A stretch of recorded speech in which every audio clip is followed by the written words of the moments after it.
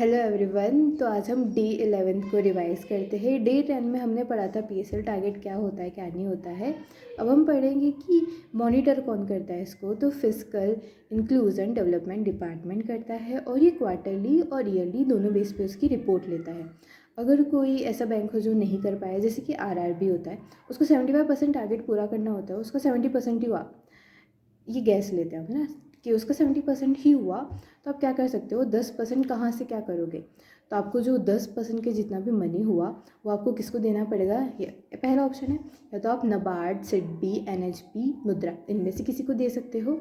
दूसरा, आप पीएसएल एक सर्टिफिकेट खरीद सकते हो, जो कि कौन इशू कराता है, बैंक खुद ही इशू कराते हैं जिनका एक्स्ट्रा हुआ। जैसे कोई किसी का हो गया 75 से 76 हो गया, 78 हो गया, तो जो 1% है वो क्या कर देंगे, एक पोर्टल होता है के कुबेर पोर्टल, ई कुबेर पोर्टल, जो कि वहाँ पे वो दर्शाते हैं कि ये सारे हैं, आप खरीद सकते हो, ये पीएसएल वाले सर्टिफिकेट से आप ये खरीद सकते हो।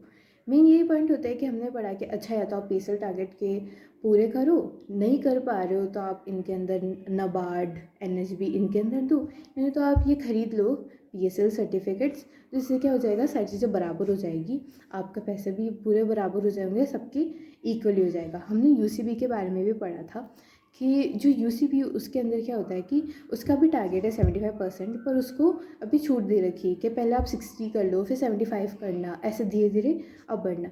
तो उसका टारगेट कब पूरा होना चाहिए, मार्च 31, 2026। ये हमने डिटेल में पढ़ा था और आज यही था मेन ऊपर ऊपर से भी। तो थैंक यू।